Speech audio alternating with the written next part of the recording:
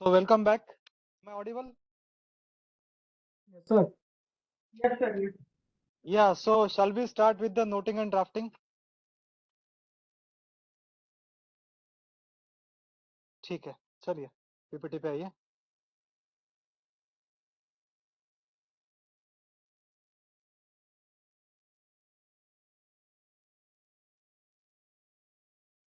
Okay, next. सो जैसे मैंने बताया था कि गवर्नमेंट ऑफ इंडिया में कोई भी डिसीजन वो फाइल पे लिया जाता है। ओरल कम्युनिकेशन की कोई सैंक्टिटी नहीं है, क्योंकि कोर्ट ऑफ लॉ में ओरल जो भी कम्युनिकेशन है वो प्रूव नहीं होता है। ठीक है, इसीलिए जो भी डिसीजन है वो नोटिंग के ऊपर या फिर लिखित फॉर्म में होना चाहिए। तो यही से कंसेप्ट आता है कि जो गवर्नमेंट ऑफ इंडिया का अफेयर्स है वो पेपर अफेयर्स है। दैट्स व्हाई वी से government of India is a paper government. तो कोई भी पॉलिसी के ऊपर में डिसीजन जब लेना होता है उसको नोटिंग के फॉर्म में इनिशिएट करके जो कॉम्पिटेंट पर्सन है उनका उस पर अप्रूवल लिया जाता है, और जो बीच में चैनल में लोग रहते हैं उनका ओपिनियन सॉलिसिट किया जाता है। ठीक है।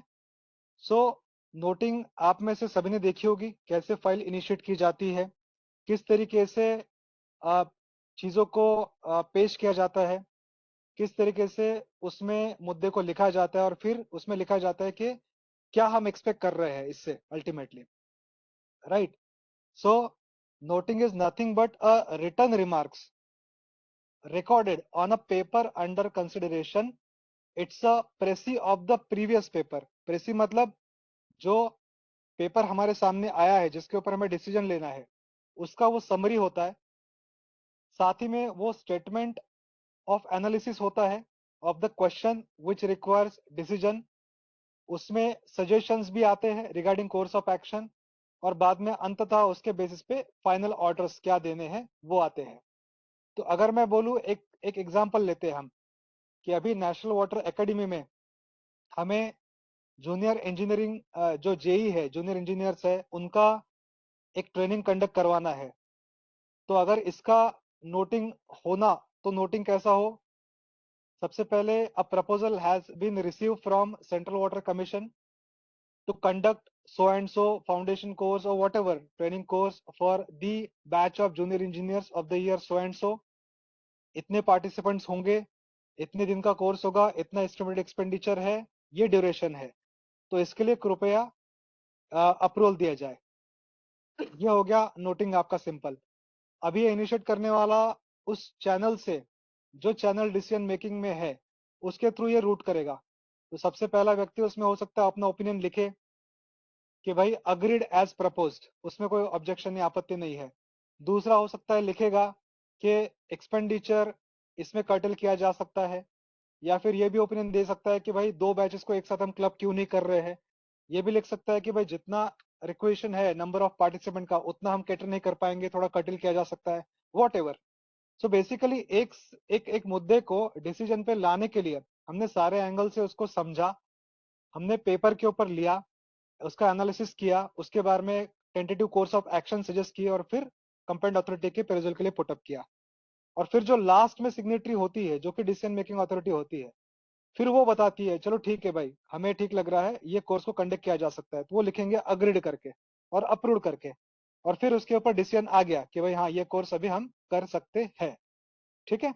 ये सिंपल सा मैंने आपको एग्जांपल दिया। ऐसे ही बहुत से कॉम्प्लिकेटेड केसेस का भी, रूटीन केसेस का भी नोटिंग किया जा सकता है। ठीक है। तो बेसिकली ये फेयर आइडिया है नोटिंग का। अब रिटर्न में क्यों होना चाहिए? क्योंकि जो हमने सीसीएस रूल में अभी देखा थोड़ी देर पहले कि भाई अगर कंपेटेंट अथॉरिटी ने बाद में बोल दिया कोर्स होने के बाद कि मेरा सैंक्शन क्यों नहीं लिया, किससे पूछ के आपने किया, और अगर जो ऑर्गेनाइज कर रहे हैं उन्हें बोला सर आपसे उस दिन तो बात हुई थी वर्बली, आपने बोला था हाँ करा लो, और फिर बाद में कंपेटेंट अथॉरिटी ने बोला नहीं मैंने तो ऐसा कुछ बोला ही नहीं, अगर वो मुकर गए, he denied it, then then सारा का सारा onus lies upon the one who has organised it. इसीलिए return communication is required. Right. Second, public records act 1993। Public records act में क्या बोला है कि जो भी गवर्नमेंट ऑफ इंडिया के डिसीजंस होते हैं, जो भी ऐसे क्रूशल पेपर्स तैयार होते हैं, उनको आपको रिकॉर्ड्स एक्ट के हिसाब से संभाल के रखना है, एक स्पेसिफिक फॉर्म में रखना है। तो पब्लिक रिकॉर्ड्स एक्ट की भी रिक्वायरमेंट है कि रिटर्न में रिकॉर्ड्स होंगे तभी हम उसको संभाल पाएंगे। तीसरा, राइट टू इंफॉर्मेशन एक्ट, मतलब कोई भी गवर्नमेंट ऑफ इंडिया से रिलेटेड पेपर अनलेस वो एग्जाम्प्टेड या फिर अलग अलग कैटेगरी एग्जाम्पशन की उसमें नहीं आता है, तो वो piece of paper can be recalled in RTI. इसलिए राइट टू इंफॉर्मेशन एक्ट में भी बोला गया है कि कोई भी ऐसी इंफॉर्मेशन जो पब्लिक रिकॉर्ड एक्ट के हिसाब से मेंटेन की गई है उसकी कॉपी दी जा सकती है अनलेस वो एग्जाम्प्टेड इंफॉर्मेशन ना हो। इसलिए also noting and drafting is required. ठीक है। अब गाइडलाइन से नोटिंग के ऊपर में सिंपल गाइडलाइन क्या है कि noting should be concise. Concise मतलब टू द पॉइंट हो, संक्षिप्त में हो, बहुत ज्यादा बड़ी ना हो, मतलब इररिलेवेंट उसमें फैक्ट्स ना डाले जो कि डिसीजन मेकिंग में किसी भी प्रकार की सहायता नहीं कर रहे हैं। इसका मतलब ये भी नहीं है कि भाई क्रिटिकल डिटेल्स ही आप बाईपास कर दो, है ना। क्रिटिकल डिटेल्स रहेगी लेकिन जितनी रिक्वायर्ड है उतनी बेयर मिनिमम। फिर वो सिंपल होनी चाहिए, डायरेक्ट होनी चाहिए, गोल गोल घुमा के ना करे। नो पैराफ्रेजिंग, मतलब एक ही चीज को बार बार ना दोहराए, ऊपर के पैरा में लिखिए वही चीज नीचे के पैरा में, वही चीज बाद में थर्ड पैरा में, ऐसा ना करें। देन कर्टियस लैंग्वेज का प्रयोग करें। जो हमने कंडक्ट टूल में देखा था कि भाई कर्टियस लैंग्वेज आपको अडेप्ट करनी है, वैसी कर्टियस रिटन लैंग्वेज भी आपको अडेप्ट करनी है। टेम्परेट लैंग्वेज आपको अडेप्ट करनी है, टेम्परेट मतलब सौम्य लैंग्वेज आपको अडेप्ट करनी है। उसमें आप किसी के मतलब कोई भी जो मैटर है उसमें बहुत आवेश में आके, बहुत जोश में या गुस्से में आके इस तरीके के कमेंट्स ना लिखे या नोटिंग ना दे कि जो कि डिसकर्टियस दिख रहा है ना। फॉर एग्जाम्पल किसी के अगेंस्ट में डिसिप्लिनरी प्रोसीडिंग इनिशिएट करने की नोटिंग हमने लिखी है, उसमें इस तरीके का भाषा का प्रयोग ना करे कि he should be teach a lesson, he should be shown his limits, he should be punish severely. ये थोड़ा सा कर्टियस लैंग्वेज नहीं लगता है।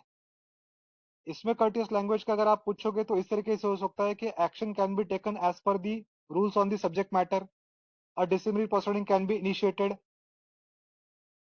द अननेसेसरी पेनल्टी और appropriate penalty can be levied. इस तरीके की डिफरेंस समझ में आ रहा है ना आपको। तो इस तरीके का भाषा का प्रयोग होना चाहिए। और फ्री फ्रॉम पर्सनल रिमार्क्स, मतलब वहां पे एज अ पर्सन आप किसी को क्रिटिसाइज ना करो। तो you always should write the individual shall be communicated और the individual shall be inform. इस तरीके का थर्ड फॉर्म ऑफ लैंग्वेज का प्रयोग करें। ऐसा नहीं कि भाई राकेश शुड बी टोल्ड और महेश शुड बी कन्वर्ट करके, इस तरीके का लैंग्वेज का प्रयोग ना हो उसमें। इम्पर्सनल होना चाहिए, फ्री फ्रॉम पर्सनल रिमार्क होनी चाहिए। देन पर्सनल रिमार्क का एक और मतलब होता है कि व्यक्ति की उसमें डायरेक्टली बात ना हो, वहां पे केस की बात हो, किसी पर्टिकुलर केस को हम डील कर रहे हैं। ठीक है, इस तरीके से उसको डील होना चाहिए। Yes, next. देन कोई भी नोटिंग जो होती है वो सीरियल नंबर होनी चाहिए। अगर एक से ज्यादा नोट है तो page number 1 of 3, page number 2 of 3, page number 3 of 3, इस तरीके से इसके ऊपर सीरियली नंबरिंग होनी चाहिए। देन ब्रीफ टाइटल आप दे सकते हो अगर रिक्वायर्ड है नोटिंग का। तो वैसे नोटिंग की बात कर रहा हूँ, अभी लेटर की बात नहीं कर रहे हम। I hope you are able to understand. जो लेफ्ट साइड में जो होती है ना, जो फाइल के लेफ्ट साइड में जो होती है उसको नोटिंग बोलते हैं, हम उसकी बात कर रहे हैं। देन सीरियल नंबर हो, सिग्नेचर उसकी लेफ्ट में, सारे जो ओपिनियन दे रहे हैं वो लेफ्ट में सिग्नेचर करें और राइट में जो डिसीजन ले रहा है वो उसमें लिखे। और कमेंट्स लिख के आप उसके नीचे आपकी साइन करोगे, डेट डालोगे और टाइम भी लिखोगे। ठीक है। साथ ही में आप इस चीज का ध्यान रखें कि अगर आपको लग रहा है कि सामने जो प्रस्तुत किया है उससे आप सहमत कर रहे हो, सहमति हो, तो हर बार जरूरी नहीं कि कुछ लिखने की जरूरत है, आप सिंपली उसको साइन भी कर सकते हो। तो सिंपली अगर साइन करते हो that means you are you are okay with whatever line of action is suggested, so you can merely append your signature at that time। जरूरी नहीं है कि भाई ऊपर में जो लिखा है पूरा उसका फिर से नोटिंग में वही सारी चीजें लिखो। ठीक है। देन किसी भी नोट का मॉडिफिकेशन करना अलाउड नहीं है, जैसे उसके ऊपर कुछ चिपकाओ या फिर उसको काटो या फिर उसको फाड़ दो या फिर नोट को चेंज ही कर दो, गायब ही कर दो, ये अलाउड नहीं है। बिकॉज रिकॉर्ड्स एक्ट के मुताबिक नोट भी एक ऐसा रिकॉर्ड है जो पब्लिक के इंफॉर्मेशन के लिए दिया जा सकता है, इसलिए उसको उसकी सैंक्टिटी मेंटेन करनी है, उसको संभाल कर रखना है। देन जब भी आप नोटिंग बना रहे हो और बड़ा मैटर है, जैसे मैंने अभी ये ट्रेनिंग का बताया तो बहुत सिंपल मैटर था, लेकिन कोई एक कॉम्प्लिकेटेड मैटर है जिसमें मल्टीपल एंगल इश्यू इन्वॉल्व है कि भाई कोई एक बहुत बड़ा डैम बनाना है, उस डैम का सपोज एक नोटिंग है, उसका प्रपोजल हमें मंत्री जी को रखना है, उस केस में अलग अलग उसमें एस्पेक्ट्स रहेंगे, उसमें एडमिनिस्ट्रेटिव सैंक्शन भी रहेंगे, फाइनेंशियल सैंक्शन भी रहेंगे, लीगल इम्प्लीकेशन, एनवायरमेंटल कंसर्न्स, ये सारी चीजें आ सकती है। तो हो सकता है कि उसके अलग अलग सेक्शन के ऐसे अलग अलग सेक्शनल नोट हम बनाए और फिर वो एक सिंगल नोटिंग वहां पे पुटअप की जाए। देन रूटीन नोट्स भी हो सकते हैं, एकदम सिंपल, जिसकी बहुत ज्यादा मतलब डिटेल में लिखने की जरूरत नहीं है कि so and so individual has reported to assume the charge of so and so post today in the post lunch session. तो ये चीज को बहुत ज्यादा एलेबरेट करके लिखने की जरूरत नहीं है, ये रूटीन नोट है ना। तो इस तरीके से रूटीन नोट रहते हैं। Basically notes are running summary of facts, उसमें इन कंटिन्यूएशन में भी आप लिख सकते हो। सपोज आप किसी एक नोट को लिख रहे हो, उस नोट के कंटेक्स्ट में प्रीवियस नोट में क्या लिखा था उसका रेफरेंस देना है, तो रनिंग समरी ऑफ फैक्ट के हिसाब आप प्रीवियस नोट का रेफरेंस बस दे दो। उसमें जरूरी नहीं कि भाई प्रीवियस नोट की सारी चीजें इसमें रिपीट करें। समझ में आ रहा है कि आ रहा है कि बहुत टफ हो रहा है? जिसने नोटिंग की है उसको ये समझ में आएगा इजीली, ठीक है, या जिसने नोटिंग देखी है वो अप्रिशिएट कर पाएगा कि ये फैक्ट है उसमें। ठीक है, एक बार वो चैट बॉक्स देख लेते, किसी कोई क्वेरी है क्या?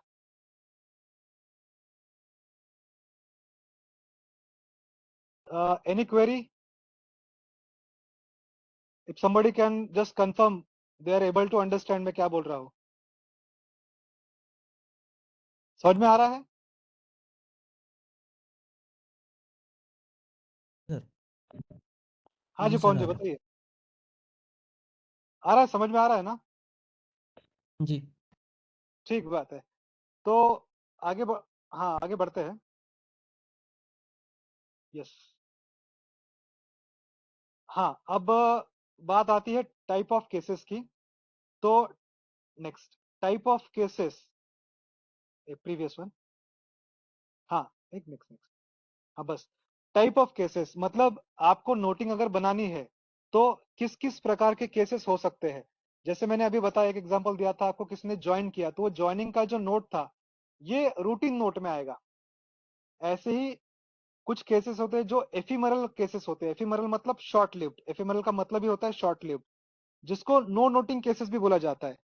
तो ये सिंपल टाइप के केसेस होते हैं, इसमें जरूरी नहीं कि नोट इनिशिएट करे, नोट होती है डिसीजन बनाने के लिए। लेकिन अगर कोई पेपर है उसी के ऊपर में अगर जो कंपेटेंट अथॉरिटी है वो साइन करके अप्रूवल दे देती है तो वहां पे नोटिंग की जरूरत नहीं है। सपोज कल हम यहाँ पे एक एग्जीबिशन रख रहे हैं जिसमें कुछ 15 विजिटर्स आ रहे हैं, उनके लंच के लिए हम एक रिक्वेजिशन पुटअप कर रहे हैं, अप्रूवल दिया जाए। अब एकदम सिंपल सी चीज है, इसमें कोई बहुत ज्यादा डिटेल में लिखने की जरूरत नहीं क्योंकि रूटीन टाइप की भी है। तो जो आपका प्रपोजल है उसी के ऊपर अगर डायरेक्ट कंपेटेंट अथॉरिटी ने साइन कर दिया तो ये नो नोटिंग केस में आ जाएगा। इसी तरीके से किसी को छुट्टी चाहिए तो उसके लिए लीव एप्लीकेशन है ना, लीव एप्लीकेशन का टेम्पलेट बना हुआ है, उसी के ऊपर में कंपेटेंट अथॉरिटी साइन कर दे, तो इन सब केसेस में नोटिंग की जरूरत नहीं है। इसी तरीके से रूटीन या फिर रिपीटेटिव टाइप के केसेस होते हैं, जैसे मैंने बताया एलटीसी एप्लीकेशन कोई ले रहा है, एलटीसी कोई ले रहा है, या फिर ट्रीटमेंट अंडर सीजीएचएस और सीएसएमए एट आउटसाइड स्टेशन, उसके लिए कोई परमिशन ले रहा है, या फिर फॉरेन विजिट की एनओसी है, या फिर हायर क्वालिफिकेशन की एनओसी है, तो ये रूटीन टाइप के केसेस है। इसमें आप टेम्पलेट बना के रखते हो जिसमें कंपेटेंट अथॉरिटी का डायरेक्टली साइन लिया जा सकता है, इसको नोटिंग पे लेने की जरूरत नहीं है। कुछ ऐसे केसेस है जो कि एक्शन इन करस्पॉन्डेंस केसेस होते हैं, मतलब कोई लेटर आ गया, उसके ऊपर डार्क स्टेज में ही कंपेटेंट अथॉरिटी डायरेक्टली लिख दे कि भाई इसके ऊपर क्या करना है, इसको बोला जाता है एक्शन इन करस्पॉन्डेंस केसेस। इसको अलग से नोटिंग पे इनिशिएट करने की जरूरत नहीं है। नोटिंग खास करके वहां पे रिक्वायर्ड है जहां पे प्रॉब्लम सॉल्विंग केसेस हो, पॉलिसी एंड प्लानिंग केसेस हो, मतलब जहां पे सही में जो डिसीजन मेकर है उसको बाकी जो बीच में चैनल है उसके कंसल्टेशन की जरूरत है। तो उस कंसल्टेशन में क्या क्या बोला जा सकता है और क्या क्या ओपिनियन सोलिसाइट करनी है, ये सारी चीजें जब बतानी है तो ये हम कर सकते हैं उसमें। प्रॉब्लम सॉल्विंग केस में नोटिंग इनिशिएट कर सकते हैं या फिर पॉलिसी एंड प्लानिंग केस में इनिशिएट कर सकते हैं। Yes next. In short noting clearly ये लिखे कि भैया प्रॉब्लम क्या है, कैसे ये प्रॉब्लम आई है, इसके ऊपर रूल क्या बोलता है कि भाई इस प्रॉब्लम को कैसे हैंडल करना है। इसमें SR, supplementary rule, fundamental rule, GFR general financial rule, CCS rule, या और कोई पॉलिसी या फिर प्रेसिडेंट है, रूल क्या बोलता है वो। उसके बाद क्या इसके पॉसिबल सॉल्यूशन हो सकते हैं, उसमें से कौन सा बेस्ट सॉल्यूशन इसमें हो सकता है, और इसके क्या कॉन्सिक्वेंसेस हो सकते हैं, और इसका क्या प्रपोज सॉल्यूशन हो सकता है। ये सारी चीजें उसमें लिखी जानी चाहिए, तभी तो जो डिसीजन मेकर है वो उसके ऊपर डिसीजन ले पाएगा। ठीक है, तो ये हो गया नोटिंग का लेफ्ट साइड जिसके ऊपर हम नोट लिखते हैं। ठीक है, अब राइट हैंड साइड में हम रेफरेंसेस प्लेस करते हैं कि भाई रेफरेंस टू दिस लेटर ये हमने नोट प्लेस किया है। तो ये जो भी रेफरेंसिंग है वो फाइल के राइट साइड में आती है, मतलब फाइल अगर आप खोलोगे तो लेफ्ट साइड में नोटिंग आती है, राइट साइड में रेफरेंसिंग आती है। तो रेफरेंसिंग में क्लियरली आप उस डॉक्यूमेंट को, डिसीजन को या फिर फैक्ट को मेंशन करते हो जो कि आपके रेफरेंसेस में आपने लिया है। ठीक है, तो नोट को सजाया कैसा जाता है, नोट को सीरियल नंबर करके नोट के ऊपर नोट अटैच किया जाता है।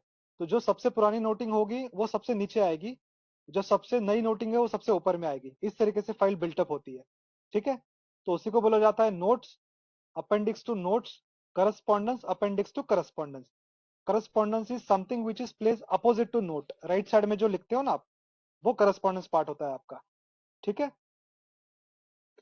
जो भी करस्पॉन्डेंस, सपोज मैंने आपको एक एग्जांपल दिया कि एनडब्ल्यू में अभी हमें एक ट्रेनिंग करवानी है, तो इसकी हमने नोटिंग इनिशिएट की। तो इसमें नोट में क्या लिखना हो तो मैंने आपको बताया। अब ये नोट इनिशिएटिव हमने की है based on we have receive letter from the CWC. तो वो letter will be the reference point for this note. तो वो लेटर हम प्लेस अपोजिट करेंगे रेफरेंसिंग के लिए। ठीक है, ये रेफरेंसिंग है बेसिकली। और मल्टीपल रेफरेंसेस होंगे तो हम स्लिप लगाएंगे उसमें, अलग अलग कलर की स्लिप होती है, पिंक येलो, उसमें हम लिखते हैं फिर किस लिए हमने स्लिप लगाई है। ऊपर में लिखते हैं भाई रेफरेंस वो ए बी सी, और नोटिंग में हम लिखते हैं कि भाई इसका रेफरेंस हमने अपोजिट में दिया है, वाइड फ्लैग ए, फ्लैग बी, फ्लैग सी, इस तरीके से। ठीक है, नेक्स्ट। ठीक है, अब उसमें जाइए।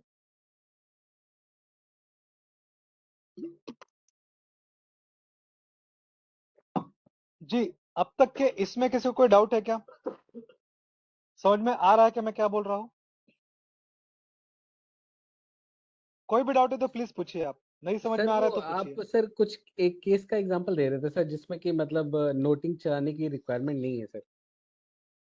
जी जी जी जी सर जैसे शायद आपने सर 15 लोगों का ट्रेनिंग के लिए सर मतलब वो एक लेटर रिसीव किया, आपने बोला कि सर उस पे नोट पे ही अप्रूवल मतलब वो लिख सकते हैं।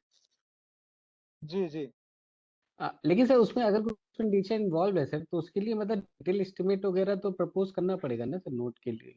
हाँ बिल्कुल बिल्कुल, मैं यही कह रहा हूँ कि जहां पे भी आपको लग रहा है कि नोटिंग रिक्वायर्ड है, या फिर डिसीजन मेकर कंपेटेंट अथॉरिटी पूछ सकती है कि इसमें मुझे स्टेक होल्डर्स की कमेंट चाहिए, या फिर मुझे वेरियस हेड्स जो है उसका उसमें कमेंट चाहिए, मुझे फाइनेंस हेड का उसमें कमेंट चाहिए, तो डेफिनेटली उसमें नोटिंग रेज की जा सकती है। सी नोटिंग कहीं पे क्लियर कोई ऐसा रूल नहीं है कि इसमें नोटिंग बनेगी इसमें नहीं बनेगी, लेकिन हर एक ऑफिस में एक एक तरीके का ट्रेडिशनली अंडरस्टैंडिंग बन जाता है कि भाई इस पर्टिकुलर चीज में नोटिंग की रिक्वायरमेंट नहीं है। तो अगर आपकी competent authority is satisfied with the proposal itself, उसमें नोटिंग की रिक्वायरमेंट नहीं है, तो इन दैट केस नोटिंग की रिक्वायरमेंट नहीं है। Noting is basically for the perusal of the decision maker. तो अगर डिसीजन मेकर को लग रहा है कि भाई नोटिंग की रिक्वायरमेंट नहीं है तो नहीं दे। जैसे हमारे ऑफिस में पहले हम किसी के डिपेंडेंट को अगर होम स्टेशन में मेडिकल ट्रीटमेंट लेना है, उसका नोटिंग बना के हम पुटअप करते थे। हमारे कंपेटेंट अथॉरिटी ने बोला कि कोई रिक्वायरमेंट नहीं है इसकी, आप डायरेक्टली जो सैंक्शन लेटर होता है वो फाइल में स्लिप करके आप भेज दीजिए, मैं साइन कर देती जाऊंगा उसमें। तो बस फिर हमने वो नोटिंग करना बंद कर दिया। तो हर एक ऑफिस में वर्कलोड कम करने के लिए कुछ नोटिंग को एलिमिनेट किया जा सकता है। लेकिन अगर आप सजेस्ट करना चाहते हो कि नहीं सर इसमें हमें लगता है कि इनके भी कमेंट्स की रिक्वायरमेंट है, तो सजेशन आप दे सकते हो। अगर कंपेटेंट अथॉरिटी ने फाइल नोटिंग पे लिख दिया कि भाई हेंस ऑनवर्ड इसको नोटिंग पे ना ले, डायरेक्टली पुटअप करे, तो उसके बाद में उसको नोटिंग पे लेने की जरूरत नहीं है। ठीक है। जैसे सर ऑफिसेज में मतलब लेटर रिसीव होते हैं सर, तो पहले डायरी होते हैं, तो मतलब जो हेड बराबर। ऑफ द ऑफिस होता है उनके पास ही आता है सर। तो वो उसी समय सर जी जी उसमें रिमार्क डाल करके मतलब अपना डिसीजन लिख सकते हैं, या फिर उसको मतलब बिल्कुल लिख सकते हैं, कंसर्न। वही तो मैंने जी कहा, उसको उसी को बोला जाता है नो नोटिंग केसेस। जहाँ पे सी हर एक जगह पे जो डाक सेक्शन है ना, या फिर जो डाक का इंचार्ज है, जरूरी नहीं कि वो हेड ऑफ द ऑफिस ही है। तो डाक कैसे रूट होता है, सेंट्रल रजिस्ट्री में आके, फिर मार्क होके, फिर इंडिविजुअल डिवीजन को जाके, फिर वो डिवीजन अपने अपने फाइल में नोटिंग इनिशिएट करता है। करेक्ट है। लेकिन अगर कंपेटेंट अथॉरिटी इटसेल्फ डाक को देख रही है, या फिर लेटर उनके नोटिस में आ रहा है, तो इमीडिएटली उसके ऊपर वो लिख के दे सकती है। बहुत बार जो चीज डाक में आती है वो डायरेक्टली कंपेटेंट अथॉरिटी के मेल पे भी आ जाती है। फिर मेल का प्रिंट जब उनको दिखाया जाता है फोल्डर में, वो उसी के ऊपर लिख देते हैं क्या करना है। जैसे किसी का ट्रेनिंग का सपोज आ जाता है, ट्रेनिंग नॉमिनेशन, ट्रेनिंग के लिए किसने रिक्वायरमेंट भेजी, वो उसके ऊपर लिख देते हैं mister XYZ can be deputed. बात खत्म हो गई वहीं पे। वहां पे कोई नोटिंग की रिक्वायरमेंट नहीं है फिर। तो noting is basically competent authority का कहाँ पे सैंक्शन आया है उसके लिए। लेकिन कम से कम रिसीट लेटर के ऊपर में वो लिखे अपने इनिशियल या फिर साइन के साथ में। जस्ट ओरली बोल दिया वो नहीं चलेगा, क्योंकि रिकॉर्ड क्रिएट नहीं हो रहा है। तो डार्क स्टेज इटसेल्फ में अगर डिस्पोज करे तो रिकॉर्ड क्रिएट हो गया फिर। ठीक है। ओके सर, वो अपने कमेंट लिख देंगे, फिर वो डायरी हो जाएगा सर। बस बस डायरेक्शन हो जाएगा उसका, और उसके बेस पे एक्शन ली जा सकती है। ठीक है। यस। और कोई query question? Otherwise will move to drafting side then.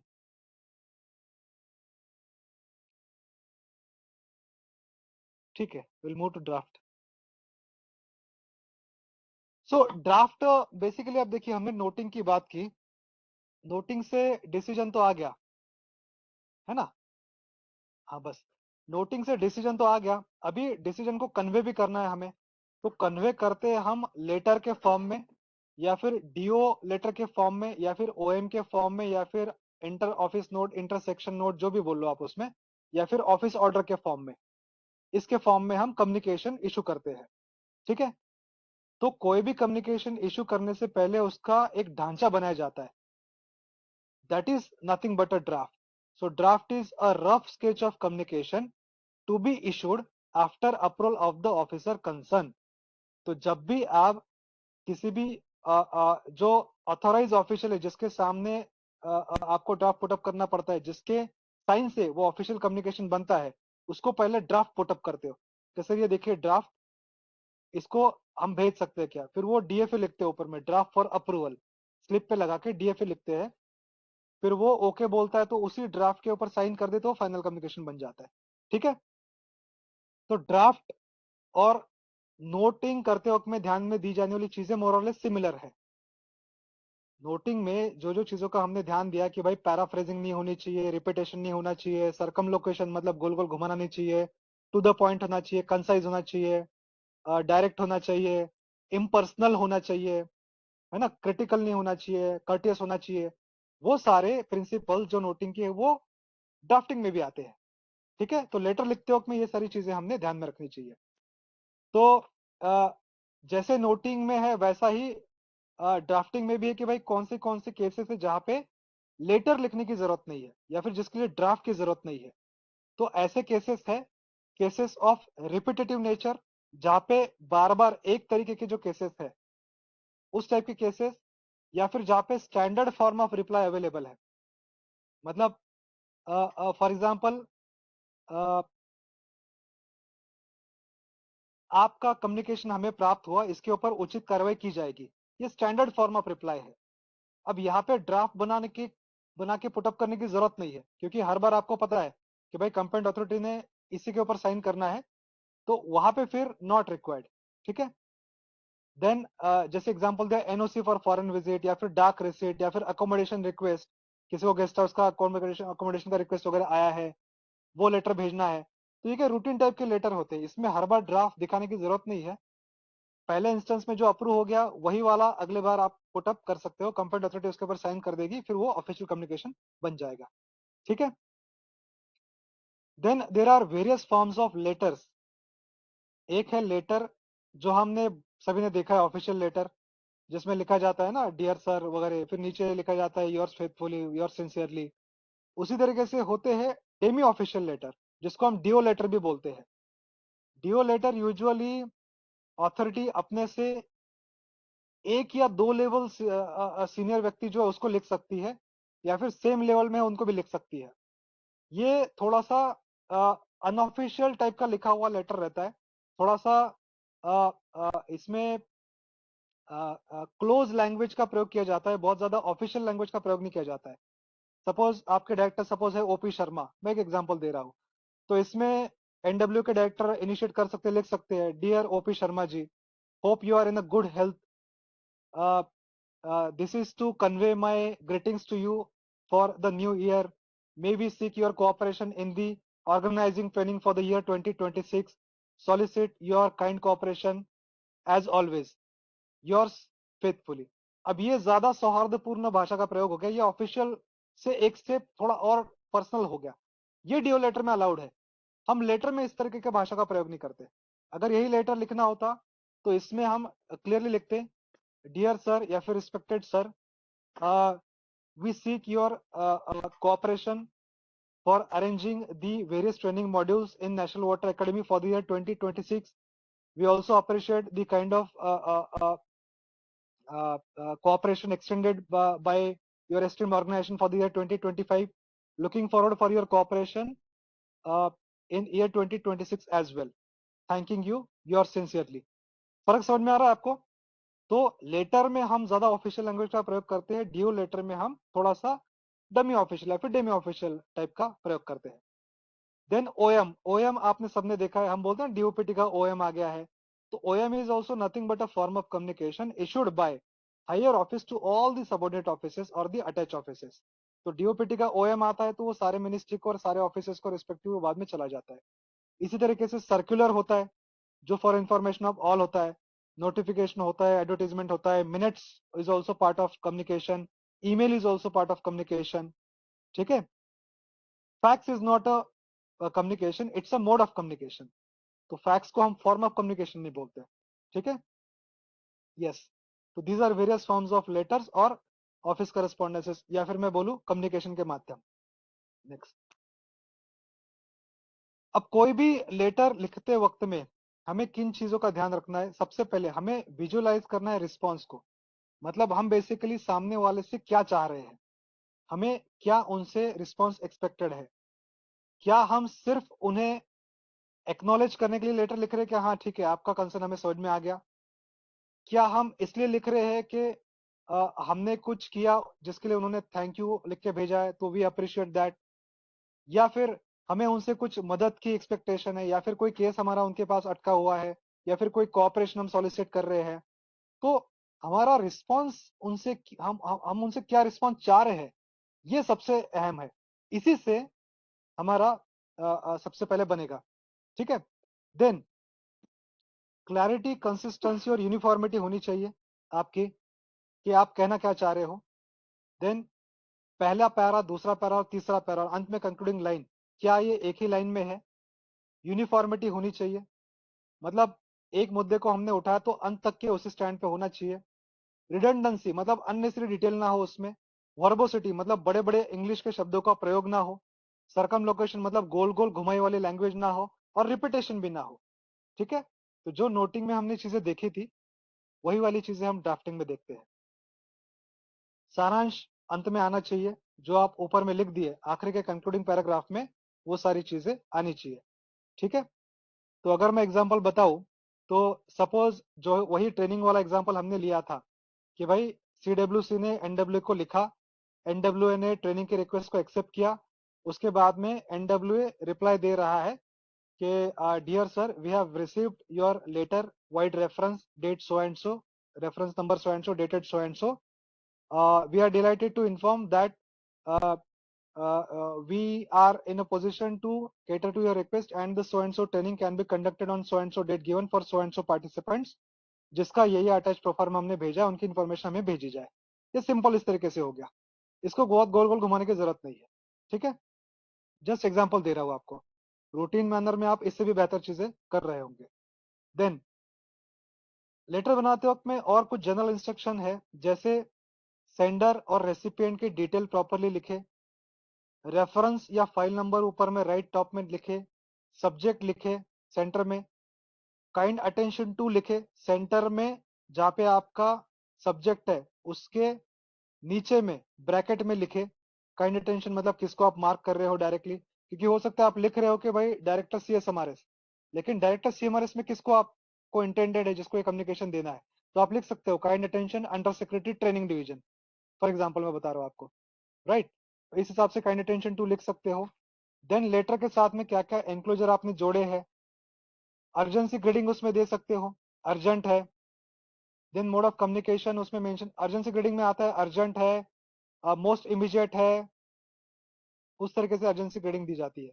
Mode of transmission again type top right corner में लिखा जाता है, बाय फैक्स भेजना है या बाय स्पीड पोस्ट भेजना है या फिर बाय हैंड डिलीवर करना है, वो मोड ऑफ ट्रांसमिशन उसमें मेंशन होता है। देन कॉपी टू लिखते हैं हम, किस किस को इसकी कॉपी देनी है।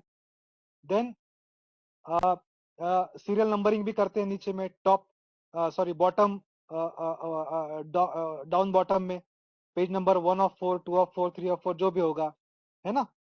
और ध्यान देते कि हम योर्स फेथफुली लिखते हैं, विथ रिगार्ड्स हम नहीं लिखते हैं।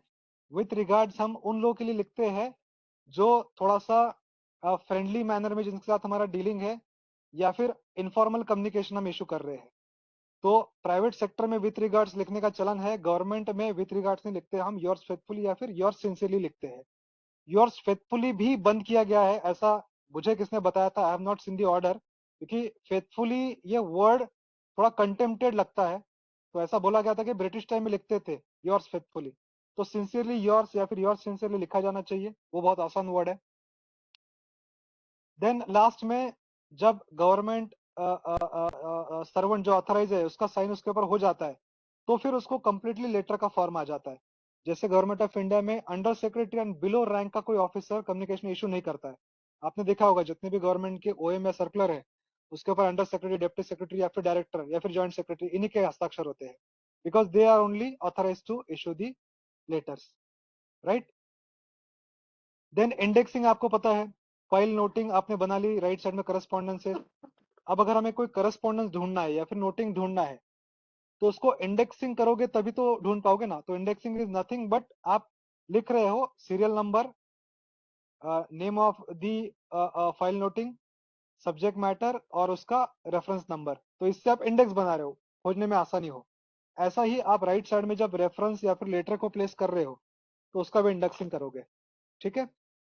जहां पे आप आपके कंपेटेंट अथॉरिटी का अप्रूवल ले रहे हो और वहां पे आपने उनका अप्रूवल ऑलरेडी नोटिंग पे लिया है, तो नोट में जब अप्रूवल लिया है तो यहाँ पे एक लाइन आपको ऐड करनी पड़ेगी, this issues with the approval of, जो भी रहेगा कंपेटेंट अथॉरिटी और डायरेक्टर और मैनेजर और जो भी आपके कंपेटेंट अथॉरिटी है उनका, कि भाई ये लेटर उन्हीं के अप्रूवल से इशू किया जा रहा है।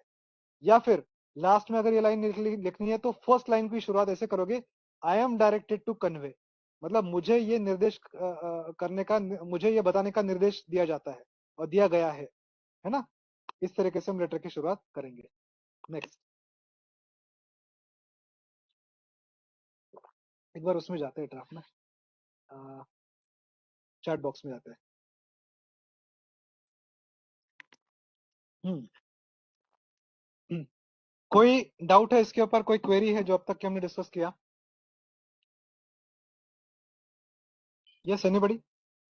सर सर जैसे मतलब सर कभी कभी मतलब जैसे लेटर ड्राफ्ट करते हैं सर, तो कभी कंफ्यूजन ये हो जाता है कि मतलब जैसे साइनिंग अथॉरिटी अगर अपने सीनियर को कॉपी भेज रहा होता है सर, तो हाँ, मतलब उसके बाद साइन करता है, उसके बाद अगर किसी और को कंसर्न को भेज रहा है तो सर उसके बाद भी साइन करता है, तो नहीं नहीं नहीं, ऐसा नहीं। लेटर तो एक ही साइन हो रहा है, copy of communication can be to n number of person. अब सपोज मैं एज अ सीईओ CWPRS था, so at that time if a letter is issued by CWPRS, a copy is marked to secretary also। अब secretary तो सबसे senior most authority है, तो उनके लिए अलग से लेटर साइन करके हम नहीं भेजते हैं। कॉपी ऑफ कम्युनिकेशन में अनलेस डायरेक्टली सेक्रेटरी को मार्क किए बात अलग है, लेकिन एक लेटर के ऊपर एक ही साइन होनी चाहिए। ऐसा नहीं कि भाई सेक्रेटरी को भेजना है तो डायरेक्टर साहब साइन करेंगे, या फिर इनको भेजना है ज्वाइंट सेक्रेटरी को भेजना है तो हमारे डिपार्टमेंट के अंडर सेक्रेटरी साइन करेंगे, ऐसा नहीं है। नहीं, आई द होप मैं सेम आपका आंसर कर, person sir signs two time. Where on 2 times, where? In letter sir. कैसे? एक बार साइन कर दी योर्स फेथफुली के नीचे, फिर दूसरी बार कहाँ करते हैं? उसके बाद सर जैसे कि फिर कॉपी टू ये this contractor and this contractor for action, फिर देन अगेन साइन। नहीं नहीं, नॉट रिक्वायर्ड टू। वो एक बार उनने साइन किया, देखो ड्राफ्ट में पहले उनको कॉपी टू किस किस को जाना है दिखा दिया था हमने, उनने वो देख लिया है, देखने के बाद ही तो साइन किए ना।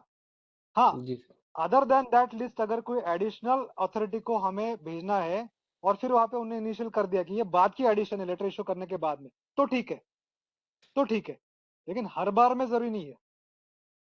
ये अगेन बेंच स्टोरी जैसी प्रैक्टिस हो गई है, इसकी कोई जरूरत नहीं है। और सर कभी कभी सर जैसे हायर ऑफिसर जूनियर को सर अगर कुछ मतलब जैसे कि मतलब कुछ भी सर मतलब कोई भी लेटर लिखता है सर, मतलब या फिर हाँ कुछ भी मतलब मेमो या एडवाइजरी जो भी हो या फिर जो भी, तो सर कभी क्या होता है कि जैसे हाँ मतलब ऐसी प्रैक्टिस है कि सीनियर अगर जूनियर को लिख रहा है तो सर वो सब्जेक्ट से चालू हाँ करते हैं और उसके बाद कंटेंट लिखते हैं सर, और नीचे आता है टू। ये मतलब कोई हाँ, तो कोई स्टैंडर्ड दिक्कत रूल है नहीं क्या उसमें। सर? सर ये नहीं मतलब बिल्कुल। सर ये रूल है नहीं क्या नहीं, मतलब देखिए, ऐसे? बात ऐसा है कि बहुत बार ऐसा ओकेजन आता है, सपोज सपोज मैं एज अ सीईओ बात अगर करूं, chief administrative officer, director CWPRS has applied for his LTC, LTC का हमने ऑफिस ऑर्डर निकाला, ठीक है। अब उस ऑफिस ऑर्डर को इशू तो हमें करना पड़ेगा ना, एडमिन में। तो हम तो क्लियरली बाय नेम ही करेंगे कि भाई डॉक्टर सो एंड सो, जो भी आपके डायरेक्टर उनके नाम से, डायरेक्टर CWPRS, कि भाई ये उनके जो भी उनकी रिक्वेस्ट थी एलटीसी की वो अप्रूव हो गई है, और ये उनको कम्युनिकेट किया जाता है। एब्सोल्युटली फाइन, उसमें ऐसा कोई भी मतलब अचरज में आने वाली चीज नहीं, कह रहे मेरा जूनियर मेरे को कैसे लेटर लिख सकता है, कोई आपत्ति नहीं, हम ऑफिशियल कम्युनिकेशन इशू कर रहे हैं, ठीक है ना। उसमें कोई ऐसा नहीं है कि भाई सीनियर को सीनियर का ही सीनियर लेटर लिखेगा, ऐसा कुछ नहीं है। और कोई किसी को डाउट नहीं, या फिर सबने म्यूट मोड पे छोड़ दिया, सब अपने अपने काम कर रहे हैं, मुझे समझ में नहीं आ रहा है कि 55 पार्टिसिपेंट में से सिर्फ गिन चुन के 5-6 ही दिख रहे हैं मुझे। और मे बी बाकी लोग ऑलरेडी डील कर रहे हैं डेली बेसिस पे, तो शायद इतने डाउट नहीं हो रहे होंगे। ठीक है, आगे बढ़ते हैं फिर। तो अब तक के जो चीजें हमने देखी, अब उसमें बाकी जो है वो सारी साज और श्रृंगार की चीजें हैं कि किस तरीके से लेटर और ड्राफ्ट को बेहतर बना सकते हैं। मिनिमम बेयर रिक्वायर्ड है वो तो मैंने आपको बताया, बेहतर बनाने वाली चीजों के ऊपर आते हैं। यस, उसमें जाते हैं पीपीटी में। हाँ, तो इसमें सबसे पहले स्ट्रक्चर ऑफ ड्राफ्ट जो आपका रहेगा, नेक्स्ट। हाँ, स्ट्रक्चर ऑफ ड्राफ्ट में ध्यान में रखना है कि फॉन्ट किस साइज का हो, स्टाइल हम कौन सी एडप्ट करें, बोल्ड कितना करना है, अंडरलाइन कितना करना है। तो फॉन्ट कभी भी उतना ही रखे जो आंखों को प्लीजिंग लगे। अब बहुत ही छोटा छोटा सा या बहुत ही बड़ा बड़ा फॉन्ट अच्छा नहीं लगता है। तो फॉन्ट का हर एक का अपना अपना कंफर्ट जोन रहता है, लेकिन आप देखिए आपको in general government of India के सारे लेटर एक यूनिफॉर्म फॉन्ट में मिलेंगे, तो उस फॉन्ट का प्रयोग करें। स्टाइल नॉर्मल, जैसे टाइम्स न्यू रोमन है, कैम्ब्रिया, ये सारी नॉर्मल स्टाइल है। कोई अनोखी स्टाइल में, चूंकि MS वर्ड बहुत से स्टाइल का प्रयोग करने देता है, इसलिए कोई भी स्टाइल उठा लिया आपने मन किया, ऐसा ना करें। इटालिक स्टाइल का प्रयोग नहीं करना है। इटालिक सिर्फ वर्बैटिम रिप्रोड्यूस, मतलब किसी कोर्ट जजमेंट को एज इट इज आपको कोट करना है, या किसी मिनट्स ऑफ मीटिंग को एज इट इज कोट करना है, मतलब किसी की कही हुई बात को एज इट इज कोट करना है, तब हम इटालिक का प्रयोग करते हैं, इटालिक फॉन्ट का। अदरवाइज प्लेन सिंपल रखिए। बहुत ज्यादा बोल्डनेस की जरूरत नहीं है, क्योंकि बोल्ड आंखों को बहुत चुभता है ऐसा। तो बोल्ड जहां पे रिक्वायरमेंट है वहीं पे कीजिए, जैसे subject matter can be bold, 1 और 2 फैक्ट्स और figures can be bold, but not required कि पूरा का पूरा पैराग्राफ बोल्ड में डाल दिया कि भाई ये भी पढ़ लो आप। बेयर मिनिमम बोल्ड रखना है। वैसे अंडरलाइनिंग भी बेयर मिनिमम जितना रिक्वायर्ड है, ऐसा नहीं मन में आया उतना कितना भी अंडरलाइन कर रहे हैं हम। ठीक है। कोट अनकोट का प्रयोग जहां पे मैंने बताया, जैसे कोई जजमेंट है या फिर किसी का कुछ कहा हुआ एज इट इज प्रोड्यूस करना है, तभी कोट अनकोट करें। स्पेसिंग एंड इंडेंट, 2 लाइन के बीच में कितना अंतर देना है। देन ड्राफ्ट बनाते हो, पेपर के ऊपर में, पेपर के नीचे, राइट और लेफ्ट में कितनी मार्जिन छोड़नी है, 2 पैराग्राफ के बीच में कितनी मार्जिन छोड़नी है, ये सब चीजों का ध्यान देना बहुत जरूरी है। ठीक है। देन शॉर्ट फॉर्म का प्रयोग उन्हीं करे जो कि गवर्नमेंट के पार्लेंस में एक्सेप्टेड है। ये जो जेंजी जो शॉर्ट फॉर्म है ASCP वगैरह इस टाइप के ना करे। ये बिल्कुल मतलब इनफैक्ट ये कंटेम्प्ट जैसा लिया जा सकता है। ये अगर आप ASCP इस टाइम का, ये प्राइवेट फॉर्म में यूज होता है एज सुन एज पॉसिबल के लिए, या फिर व्हाट्सएप चैट में यूज होता है, वैसे भाषा का प्रयोग यहाँ पे एक्सेप्टेबल नहीं है।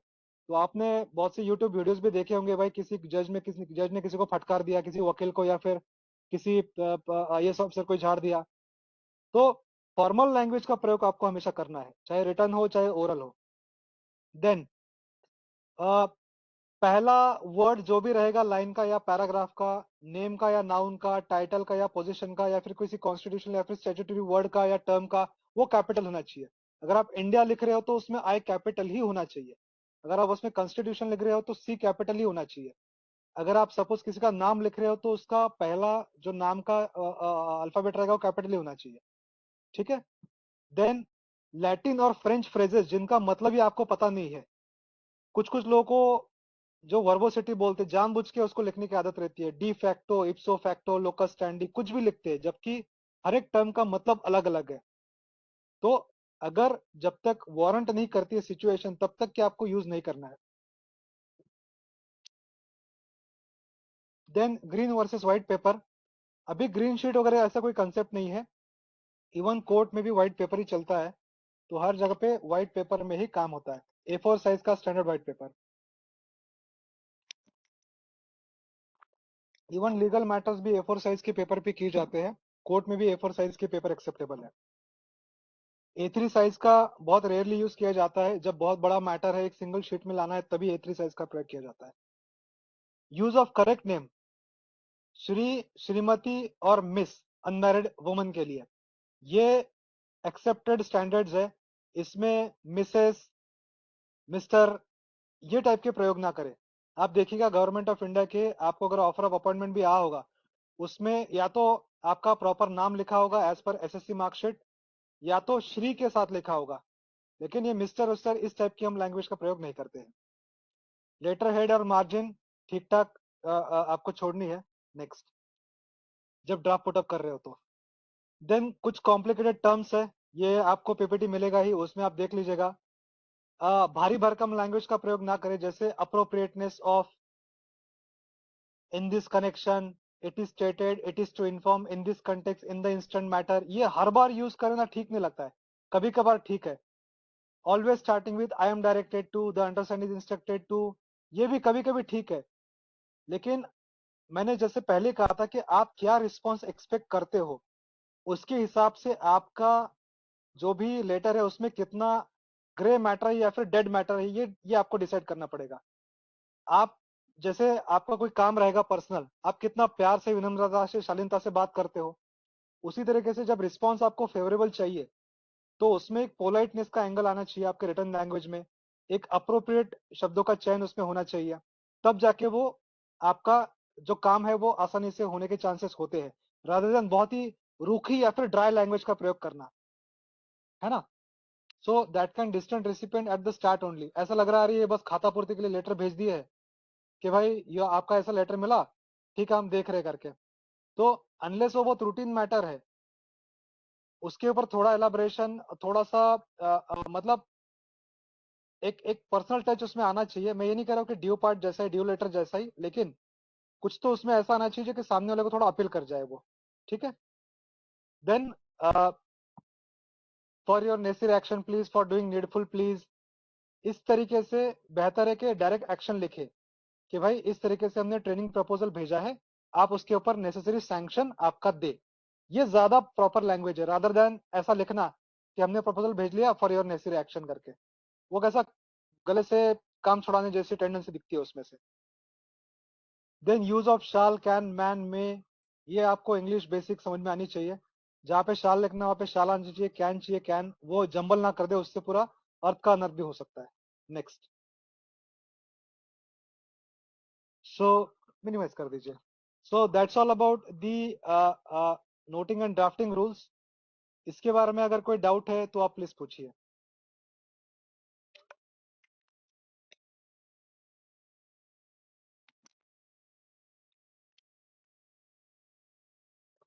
Yes, anybody other than Praveen Kumar Verma? और इवन सर इस ई ऑफिस में जी दिखा सकते हैं सर जो भी बताए हैं सर। जी बोलिए। सर जो बताए हैं ये सब चीजें इस ऑफिस में दिखा सकते हैं क्या सर लाइव? तो कभी किया नहीं है सर ये ऑफिस, मतलब इस तरह चलाया नहीं है। नहीं मैं समझ नहीं रहा, थोड़ा तेज बोलेंगे। आवाज सर कह रहे ई ऑफिस हाँ, में एक बार इसको दिखा सकते हैं क्या सर, मतलब जो भी चीजें जो बताएं, ई ऑफिस में किसको दिखा सकते हैं? मतलब लाइव इस पे अभी सर। नहीं, किसको? आपको आपके ऑफिस में दिखाना है? नहीं नहीं, मतलब हम लोगों को सर जो चीज नोटिंग ड्राफ्टिंग जैसे बताएं तो कहाँ पे हाँ, कैसे ई क्या ऑफिस होता है। में भी ऑब्वियसली। दी ई ऑफिस क्या है basically? E it's nothing but आपको इलेक्ट्रॉनिक फॉर्मेट दे दिया है पेपरलेस ट्रांजैक्शन के लिए। तो जो पहले फाइल नोटिंग हम पेपर में करते थे वो अभी ई ऑफिस में कर रहे हैं। तो सिर्फ माध्यम चेंज हुआ है, लेकिन जो बेसिक प्रिंसिपल है वो सारे रहे हैं। तो ई ऑफिस में भी ये सारी चीजें आप उसको फॉलो कर सकते हो, कोई आपत्ति नहीं है उसमें। सर ऐसे बोल रहे हैं कि जी हमको एग्जाम्पल के लिए दिखा सकते हैं क्या सर आप?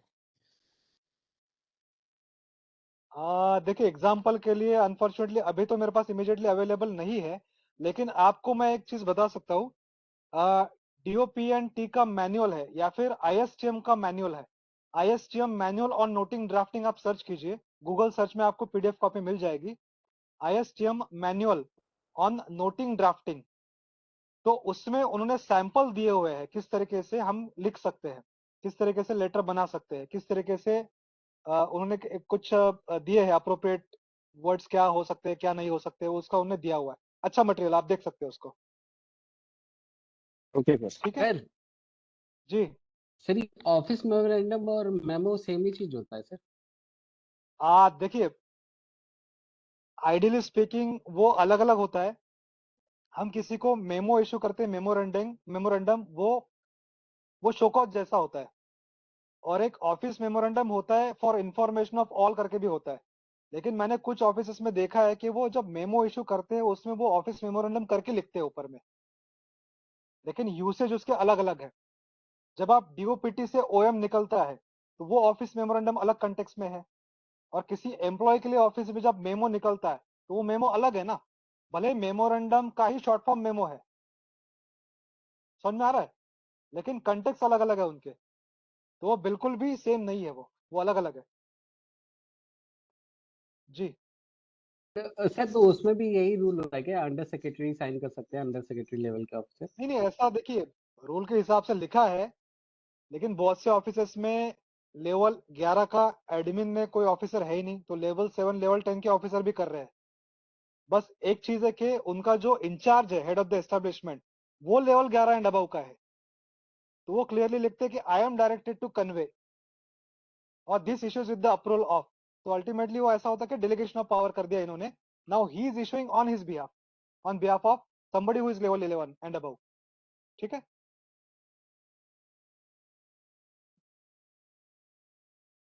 ठीक है, तो आई think that's all about both the lectures. I hope I was able to deliver as much as possible within that span of limited time.